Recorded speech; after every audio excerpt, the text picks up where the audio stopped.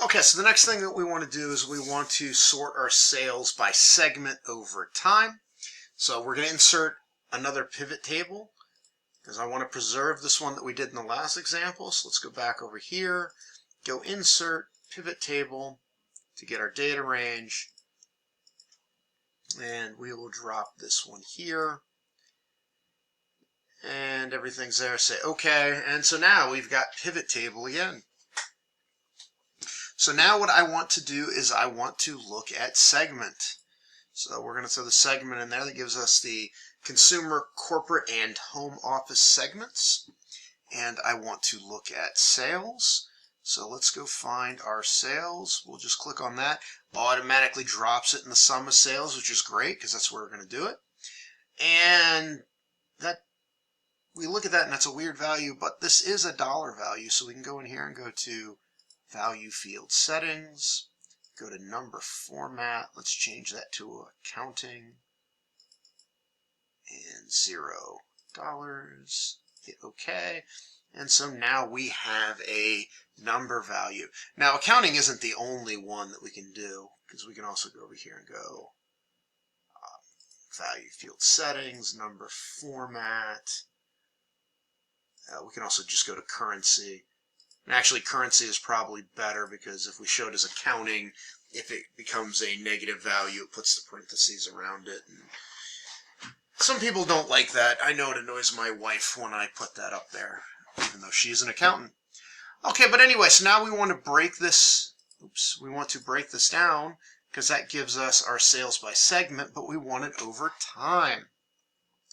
And so now we've got a couple different ways we can do this. We've got years, we've got quarters.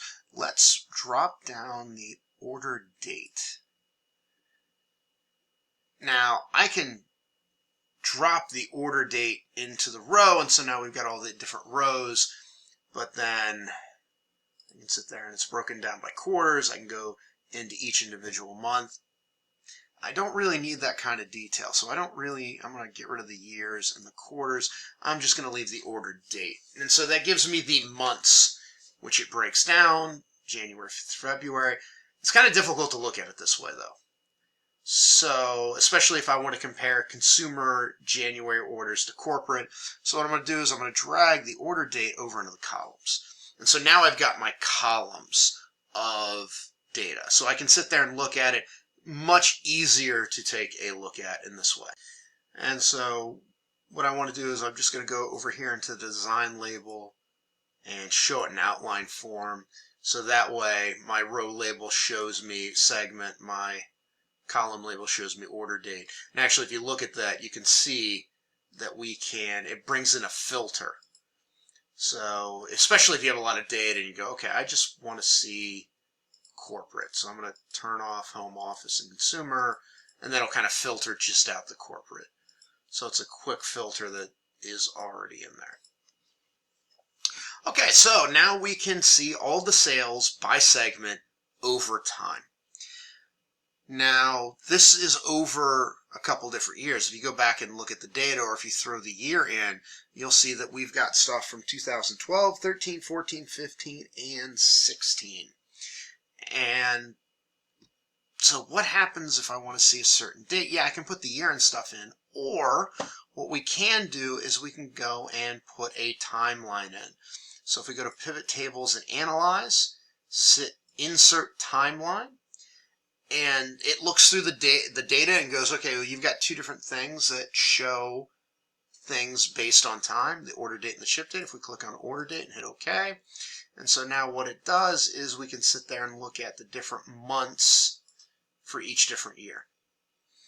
And I can also change it into quarters. I can change it into years because we have all of that data in there. So if I go back to here, see order date.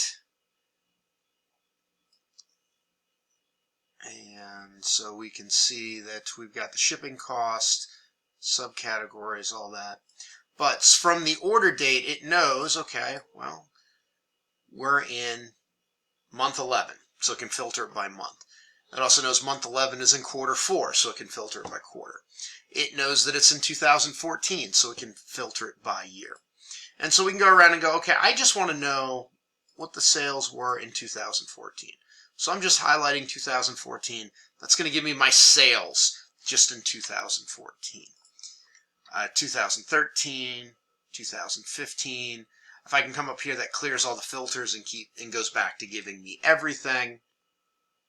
I can filter this down to even days and just go, I want to know what the orders on February 5th, 2015 were. I can click on it and it can tell me. This is one of those places where, once again, pivot tables make it really quick to see what the data is going to be. Second quarter 2015. There everything is. Go back to years. All sales in 2014. There we go. So timeline is another little neat feature for taking a look at things. And yeah, that's really all there is about timeline. There's a lot of stuff that you can play around with, but that's the basics of how that works. So let's look at another way that we can play around with the data, because we know we have our segments, consumer, corporate, and home office. But if you remember from the last one, as we go back over here, we got a couple different categories. Furniture, office supplies, and technology. What if I wanted to know, hey, how much technology did we sell to the home offices in some different time zone? So if I click on here, go back to Analyze, I have another one called Insert Slicer. And slicers will allow you to, once again, focus the data down even more. And so in this case, let's put in a slicer for the category. And so now we've got our categories, furniture, office supplies, and technology. So what if I wanted to know how much each of these groups spent on technology in 2014? So if I hit technology, that gives me the grand total technology across all years. Go to 2014. So in May of 2014, the home office segment sold $15,725 in technology. What if I wanted to know furniture? I can do the same thing. Office supplies. So, and you can play around with that. You can also, if we go in, we'll throw in a slicer for subcategory.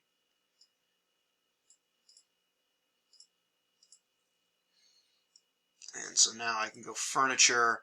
Now notice when I click furniture, it grays all these other ones out because Excel's like, well, the only furniture is bookcases, chairs, and furnishings. So I can find out how many chairs that I sold in the second quarter of 2013. And there you go. And it tells you across all the segments how much you sold furniture, chairs. What if we go technology, phones in the first quarter 2015? And there you go. This is where pivot tables end up being highly useful because you can really focus down and drill in on the data that you exactly want. And I do want to point out again, all the stuff that we're going through, think about this, 51,000 rows of data. And I can easily and quickly figure out how many phones we sold by segment in the first quarter of 2015. So these are all really powerful tools for data visualization.